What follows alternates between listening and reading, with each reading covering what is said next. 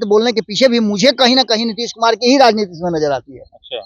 कहीं ऐसा तो नहीं कि नीतीश कुमार जी ने ही ये सारा प्लान रचा हो कि जाओ जाकर के इस तरह की बात कहो और लोग मन टटोलो। क्योंकि चाचा भतीजा का रिश्ता जो है वो एक अलग तरह का रिश्ता है। जब जब नीतीश कुमार को जरूरत महसूस हुई है तब तक वो बिना कुछ हिचक, बिना कुछ सोचे समझे लालू प्रसाद के दरवाजे पर गए हैं और लालू प्रसाद ने हर बार उनको उतना ही मान सम्मान दिया। तो दूसरे खेमे में चले जाते हैं, सत्ता पर बने रहने के लिए कुछ भी करते हैं। और ये बात भारतीय जनता पार्टी अच्छी तरह से समझ भी रही है, लेकिन भारतीय जनता पार्टी को लग रहा है कि नीतीश कुमार और कितने दिनों तक। शुरुआती जो दौर था जिसमें अमित शाह के बयान नहीं आए थे, तब तक भारतीय जनता पार्टी के नेताओं को ऐसा लगता था, खास करके बिहार के नेताओं की बात अगर करें तो ऐसा लगता था कि नीतीश कुमार अब और कितने दिन, इसके बाद तो फिर हम ही लोग ना हैं। तो ये सब तैयारियां चुनावी चल रही हैं। 4 दिन और बचा हुआ है आप सदन का, आज से लेकर के और 3 दिन और आपको सदन चलेगा। आज जोड़ करके अगर देखा जाए तो 4 दिन चलेगा। इस सदन के बाद पूरी तरह से आप चुनावी मोड में आ जाए। पनोरमा ग्रुप, जो सोचता है वो करता है, आपके अपने सपनों का आशियाना। नमस्कार, मैं हूं सागर कुमार। भारत लाइव देख रहे हैं आप। सुबह सुबह तमाम दर्शकों का बहुत बहुत स्वागत है। चर्चा गरम में हम दिन भर आज जो हॉट टॉपिक्स रहने वाले हैं पॉलिटिकल, उन तमाम खबरों को आपके सामने तो रखेंगे ही, उसके साथ साथ पॉलिटिकल गलियारों में बीते दिन क्या कुछ चर्चाएं हुई और राजनीति बिहार की अब किस ओर करवट ले रही है, उन सब के बारे में विस्तार से बताएंगे। देखिए, तेजस्वी यादव और नीतीश कुमार के बीच फिर से कुछ न कुछ खिचड़ी पकनी शुरू हो गई है और उसको लेकर भारतीय जनता पार्टी खेमे में खूब खलबली है। अमित शाह भी आने वाले हैं। इससे पहले आपको मालूम है कि एनडीए का एक बैठक भी जो है होने वाला है दिल्ली में। इन तमाम खबरों पर सीधे बात करेंगे। हमारे साथ बाबा हैं, बहुत स्वागत है बाबा। बाबा, अमित शाह बिहार आने वाले हैं और उसके पहले एनडीए में खलबल। कल मांझी जी ने भी 40 सीटों की डिमांड फिर से दोहरा दी। क्या कुछ चल रहा है बाबा? देखिए सागर, चुनावी जो काउंटडाउन हम लोग जिसको बता रहे हैं कि 7 महीने हैं, 8 महीने हैं, 9 महीने चुनाव के। अब देखिए कि हर दिन एक नई कहानी रची जा रही है। इसका सीधा सा मतलब है कि चाहे दोनों ही गठबंधन की बात आप कर लीजिए या फिर बाकी के जो भी दल तैयारी कर रहे हैं या जो भी पार्टियां तैयारी कर रही हैं, जो नेता तैयारी कर रहे हैं चुनाव लड़ने की, उन सभी में अभी एक अनिर्णय की स्थिति, असमंजस की स्थिति बनी हुई है। सबसे पहला असमंजस तो एनडीए गठबंधन में है। भले ही जितना भी आप कह लीजिए एनडीए गठबंधन के नेता एक जगह जाकर के मीटिंग करें, मीडिया के सामने बात करें, लेकिन बातों में अंतर नजर आ रहा है साफ साफ। दूसरी तरफ सीट शेयरिंग के समझौते को लेकर के और आने वाले चुनाव को लेकर के जो कुछ बयान आए हैं, उन बयानों को अभी तक, जैसे हमारे यहाँ नहीं होता है कि गिरह बांध के रख लो, उसी तरह से गांठ बांध करके नीतीश कुमार ने रख लिया है कि आप यदि मेरे साथ ईमानदारी पूर्वक व्यवहार नहीं करेंगे तो मैं भी नहीं करूंगा। अब आप कहिएगा कि भाई नीतीश कितना ईमानदार है। नीतीश कुमार तो बार बार पाला बदल देते हैं, इधर से उधर हो जाते हैं। तो नीतीश कुमार के इधर उधर होने का जो कारण है वो है बिहार की सत्ता। बिहार की सत्ता पर बने रहने के लिए नीतीश कुमार अपने लिए कोई ना कोई रास्ता निकालते हैं और वो रास्ता होता है कि जब देख लेते हैं कि इधर मुश्किल हो रहा है उनको, तो दूसरे खेमे में चले जाते हैं। सत्ता पर बने रहने के लिए कुछ भी करते हैं और ये बात भारतीय जनता पार्टी अच्छी तरह से समझ भी रही है, लेकिन भारतीय जनता पार्टी को लग रहा है कि नीतीश कुमार और कितने दिनों तक। शुरुआती जो दौर था जिसमें अमित शाह के बयान नहीं आए थे, तब तक भारतीय जनता पार्टी के नेताओं को ऐसा लगता था, खास करके बिहार के नेताओं की बात अगर करें तो ऐसा लगता था कि नीतीश कुमार अब और कितने दिन, इसके बाद तो फिर हम ही लोग ना हैं। आज जो हम बात कर रहे हैं उसके ठीक 24 घंटा पहले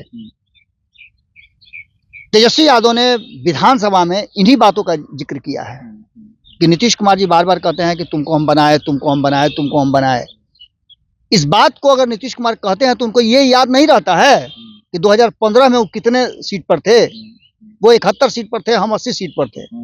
तो उन्होंने हाँ 71 बढ़ा के मतलब 46 बढ़ा के 80। हाँ, बार बार वो रिपीट कर रहे थे कि उन्होंने 2015 की बात कर दी, 2020 की बात कर दी और 2020 में उन्होंने अपने सामने बैठे हुए भारतीय जनता पार्टी के शीर्ष नेतृत्व के जो लोग बैठे थे उनसे भी पूछ लिया कि आप ये बताइए ना कि 43 बढ़ा कि 74 बढ़ा। इन सभी बातों में एक बात छिपी हुई है कि वो तेजस्वी यादव कहना क्या चाह रहे हैं, तो तेजस्वी यादव सीधे तौर पे कहना चाह रहे हैं नीतीश कुमार को। संयोग से उस समय नीतीश कुमार मौजूद नहीं थे, अगर होते तो ये बात कुछ और दिशा में जा सकती थी। बाद में जब सम्राट चौधरी बोलने लगे तब नीतीश कुमार की एंट्री होती जी, है। तो नीतीश कुमार के नहीं रहने और इतना सारा बात बोलने के पीछे भी मुझे कहीं ना कहीं नीतीश कुमार की ही राजनीति में नजर आती है। अच्छा। कहीं ऐसा तो नहीं कि नीतीश कुमार जी ने ही ये सारा प्लान रचा हो कि जाओ जाकर के इस तरह की बात कहो और वो लोग मन टटोलो। क्योंकि चाचा भतीजा का रिश्ता जो है वो एक अलग तरह का रिश्ता है। जब जब नीतीश कुमार को जरूरत महसूस हुई है तब तक वो बिना कुछ हिचक, बिना कुछ सोचे समझे लालू प्रसाद के दरवाजे पर गए हैं और लालू प्रसाद ने हर बार उनको उतना ही मान सम्मान दिया है, कभी उनको नकारा नहीं है या कभी उनको इनकार नहीं किया है। लेकिन बाबा सम्राट चौधरी ने तो खुल के कहा कि देखिए हम हैं कृपा पे नीतीश कुमार के, आप भले ही कुछ भी कह लीजिए, आपके पास तो कोई फाइल भी नहीं जाता था, हम तो वित्त मंत्री हैं, हमारे पास फाइल आता है, लेकिन फिर भी हम कह रहे हैं कि हम लोग नीतीश कुमार की ही कृपा पर हैं। देखिए, सम्राट चौधरी नीतीश कुमार के कृपा पर हैं। आज से साल भर पहले किसके कृपा पर थे? पगड़ी काहे बांधे थे? ये सारी बातें आप जब जोड़ना शुरू कीजिएगा तो सब कुछ जोड़िएगा। देखिए, सोशल मीडिया में वायरल हो रहा है, दोनों के बयान वायरल हो रहे हैं। जब नीतीश कुमार के साथ रहते हैं तब का बयान और नीतीश से दूर रहते हैं तब का बयान। इन सारे बयानों को घुमा फिरा करके अगर आप देखें और एक जगह ले आकर के खड़ा कर दें आप, तो साफ साफ नजर आता है कि कहीं ना कहीं परिस्थितियां बिल्कुल बदलने की स्थिति में आ गई। चुनाव के समय में आपने देखा होगा, किसी भी चुनाव को उठा के देख लीजिए, 2005 से लेकर के अब तक का चुनाव उठा के देख लीजिए। 2005 के फरवरी में चुनाव हुआ, सरकार बनाने की बिल्कुल स्थिति थी विपक्ष के पास। जो पहले से विपक्ष था, मतलब लालू प्रसाद के खिलाफ जो पार्टियां खड़ी थी, उनके पास पूरा मौका था सरकार बनाने का। लेकिन आपने देखा कि क्या हुआ, रामविलास पासवान अपने 27 विधायकों के साथ इधर उधर मूव करना शुरू कर दिए, नहीं बनी सरकार। बाद में फिर आपने देखा होगा कि 2005 में अक्टूबर में हुआ, तब भी गठबंधन बदल गया था, नीतीश कुमार और भाजपा एक साथ लड़ रहे थे चुनाव। इसके अलावे आप जितने भी चुनाव हुए 2010 में देख लीजिए, उस समय भी गठबंधन की स्थिति क्या थी। 2013 में नीतीश कुमार फिर से अलग हो गए। 2015 में नीतीश कुमार जिस लालू प्रसाद के खिलाफ आए थे सरकार में, उन्हीं के साथ मिलकर के चुनाव लड़े। ये सारी परिस्थितियां आपके सामने हैं, तो क्यों नहीं ये बात कही जा सकती है कि 2025 में भी अगर नीतीश कुमार लालू प्रसाद के साथ जाकर के चुनाव लड़े तो कोई अतिशयोक्ति तो होगी नहीं। ऐसा भी हो सकता है। बिल्कुल, ये पहले से चला आ रहा है और कांग्रेस भी कहीं ना कहीं नीतीश कुमार वाले मुद्दे पर सॉफ्ट दिख रही है बाबा। बिल्कुल। अब इसके अलावे एक और बड़ी महत्वपूर्ण बात इसमें साफ जुड़ती है कि गैर भाजपा और गैर राजद अगर कोई गठबंधन बनता है और उस गठबंधन में नीतीश कुमार कंफर्टेबल अपने आप को महसूस करते हैं, तो उस गठबंधन में जाने से भी वो इनकार नहीं करेंगे। लेकिन जो वर्तमान परिस्थिति बनी है, इसमें जिस तरह से तेजस्वी यादव और नीतीश कुमार के बीच में ट्यूनिंग है, आपने देखा होगा कि भले ही कल इफ्तार पार्टी में नहीं गए हों, उसके पीछे भी कई कारण है, उस कारण को भी मैं बताऊंगा कि तेजस्वी यादव और लालू परिवार वहां इफ्तार पार्टी में जा सकता था, निमंत्रण था उनको। लेकिन वक्फ बोर्ड वाला जो मामला है, वो मामला आप समझ ही सकते हैं कि तेजस्वी यादव के लिए कितना इंपॉर्टेंट है। अगर उस मामले के विरोध में अगर जाकर के, जहां एक तरफ मुस्लिम संगठन जो है विरोध कर रहा है, वहीं अगर तेजस्वी यादव उस इफ्तार पार्टी में चले जाते तो उन पर भी ठप्पा लग जाता। तो ऐसी स्थिति में आप देख लीजिए कि, और वही कारण है कि जब उनके यहाँ नहीं गए तो नीतीश कुमार भी इनके यहाँ नहीं इफ्तार पार्टी में आ रहे हैं। ये सारी बातें, और एक ही दिन इधर चिराग पासवान का भी इफ्तार पार्टी रखना, ये सारी बातें कहीं ना कहीं इस बात की तरफ इशारा करती है। भारतीय जनता पार्टी के लोग जो कि हिंदू मुसलमान के कितना गाना गाते हैं, अब देखे होइएगा कि कल नीतीश कुमार के इफ्तार पार्टी में सब पहुंचे हुए थे। तो घुमा फिरा करके अगर देखा जाए तो ये सब तैयारियां चुनावी चल रही हैं। 4 दिन और बचा हुआ है आप सदन का, आज से लेकर के, और 3 दिन और आपको सदन चलेगा। आज जोड़ करके अगर देखा जाए तो 4 दिन चलेगा। इस सदन के बाद पूरी तरह से आप चुनावी मोड में आ जाइएगा। सीट शेयरिंग का मामला जो है, अब जैसे ही आप कल ही बात कर रहे थे आप, मैंने देखा कि दिलीप जायसवाल से, दिलीप जायसवाल को भी ये पता नहीं है कि आगे होने वाला क्या है, जबकि वो प्रदेश के अध्यक्ष हैं। तो एक बात तो तय मान के चलिए ना कि केंद्रीय नेतृत्व क्या फैसला कर रहा है, वो बिहार के लोगों पर को पता ही नहीं है। केंद्रीय नेतृत्व अपने तरह से फैसला करेगा, केंद्रीय नेतृत्व अपने तरह से क्या फैसला करता है, ये एक बड़ा इंपॉर्टेंट विषय हो जा रहा है। क्योंकि बिहार के लोग कुछ और अलग फैसला करते हैं तो केंद्रीय नेतृत्व उस फैसले को बदल देता है। अब नीतीश कुमार को लेकर के एक बात तो हम बार बार ये कह रहे हैं कि भारतीय जनता पार्टी हर हाल में चाहेगी कि नीतीश कुमार को एनडीए गठबंधन में जोड़ के रखा जाए। लेकिन सीट शेयरिंग के समझौता में आपने ही बताया कि जीतन राम मांझी 40 सीट मांग रहे हैं, 40 से जो अधिक सीट चाहिए चिराग पासवान को। इसके बाद उपेंद्र कुशवाहा कम से कम 25 सीट मांग रहे हैं, तो सीटें हैं कहाँ की आप दीजिएगा। मुकेश सहनी की भी चर्चा है आने की। फिर मुकेश सहनी की भी आप चर्चा कर रहे हैं कि मुकेश सहनी भी आने वाले हैं। तो ये सारी परिस्थितियां, हालांकि मुकेश सहनी के बारे में तो हम बार बार ये बता रहे हैं आपको कि मुकेश सहनी नीतीश कुमार का रिप्लेसमेंट हो सकते हैं। जब नीतीश कुमार एनडीए गठबंधन में नहीं रहेंगे तो वो रिप्लेसमेंट। दूसरी तरफ आप देखे हुए कि नीतीश कुमार बहुत तेजी में है। एक तरफ आप देखिएगा कि जैसे विधान मंडल का सत्र समाप्त होगा, बजट सत्र, वैसे ही अमित शाह की एंट्री हो रही है 29 तारीख को। 29-30 2 दिन रहेंगे। किसी को पता नहीं है बिहार में कि आ रहे हैं तो किस तरह की बातें होंगी। एनडीए गठबंधन के लोगों के साथ भी उनकी बैठक है। तो कहीं ना कहीं एक बात तो निश्चित रूप से है कि सीट शेयरिंग का समझौता, और नीतीश कुमार 100 से कम सीटों पर मानेंगे ही नहीं।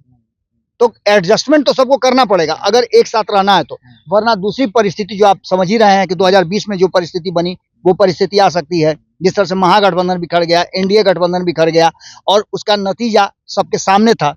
बिल्कुल उसी स्टेज में आकर के खड़ा हो गया है अभी गठबंधन। दोनों ही गठबंधन नीतीश कुमार और तेजस्वी यादव के बीच में अगर नजदीकियां बढ़ती हैं तो भारतीय जनता पार्टी के लिए बड़ी मुश्किल होगी, और ये परिस्थिति उत्पन्न हो सकती है क्योंकि सीटों के आंकड़े को जिस तरह से तेजस्वी यादव ने आज बताया है वो काफी महत्वपूर्ण है। वो यूं ही अनायास नहीं बोला गया है, वो बजाते एक ड्राफ्ट किया हुआ था। उस ड्राफ्ट में ये बात लिखी हुई थी कि स्पेशली इस बात को बोलना है कि जब आपको 70 सीट आया, 71 सीट आया, हमारी 80 सीटें थी, तो हमने आपको मुख्यमंत्री बनाया। जब आप उधर से रूठ करके आए थे तब हमने आपको सपोर्ट किया 2013 में, बिना शर्त आपको समर्थन किया। 2017 में आप हमारे साथ चले गए, लेकिन 2022 में फिर हमारे साथ आए आप, तो 43 सीट के बावजूद भी आपको हमने बनाया।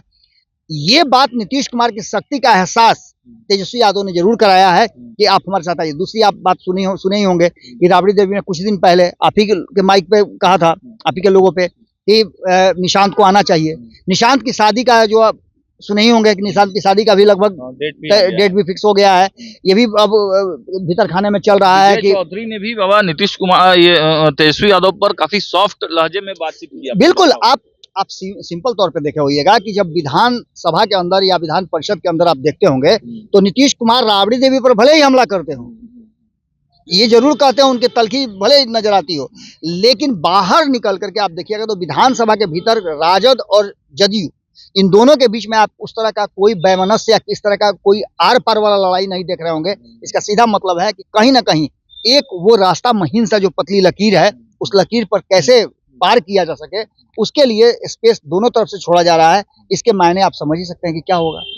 मतलब वही निशांत वाला मैटर है, जो निशांत को स्वीकार करेगा उसके तरफ बिल्कुल। आप इसके अलावे भी बहुत सारी बातें हैं ना, आप देखें ना, इस परिसीमन वाले मुद्दे को लेकर के देश भर में किस तरह का बवेला मचा हुआ है। अभी अभी आपने देखा होगा कि स्टालिन ने जो मीटिंग बुलाई थी, उस मीटिंग में अपने प्रतिनिधि को भेजा था नायडू ने। ये भी तो चर्चा हम कर रहे हैं। तो देश स्तर पे कहीं ना कहीं एक बात चर्चा जरूर है कि भारतीय जनता पार्टी मुश्किल में है, और भारतीय जनता पार्टी में के मुश्किल में होने का कारण है कि न तो वो केंद्र में अपने दम पे इस बार सत्ता में है, और न ही बिहार में है, और चुनाव सिर्फ बिहार में है। और इसके बाद से इस देश की राजनीति में टर्निंग पॉइंट आना है, इसलिए भी ज्यादा महत्वपूर्ण बिहार का चुनाव हो गया है। सारे लोगों का फोकस देख लीजिएगा बिहार में है, पूरे देश भर का फोकस बिहार में है, और बिहार जो फैसला करेगा वही देश का फैसला होगा। चलिए, तो बाबा ने क्लियर आपको बताया है। देखिए, कल तेजस्वी यादव ने सदन में नीतीश कुमार की तो बात की ही, नायडू की भी बात कर दी। उन्होंने साफ कहा कि देखिए, चंद्रबाबू नायडू कितना कुछ ले आते हैं केंद्र से मांग के, लेकिन नीतीश कुमार को कुछ नहीं मिलता है। और गाहे बगाहे मुख्यमंत्री नीतीश कुमार ने जब 16वें वित्त आयोग की टीम बिहार आई थी तो विशेष राज्य के दर्जे की मांग तो कर ही दिया था। तेजस्वी यादव एक एक चीज को गिना रहे थे, पूछ रहे थे विजय चौधरी से।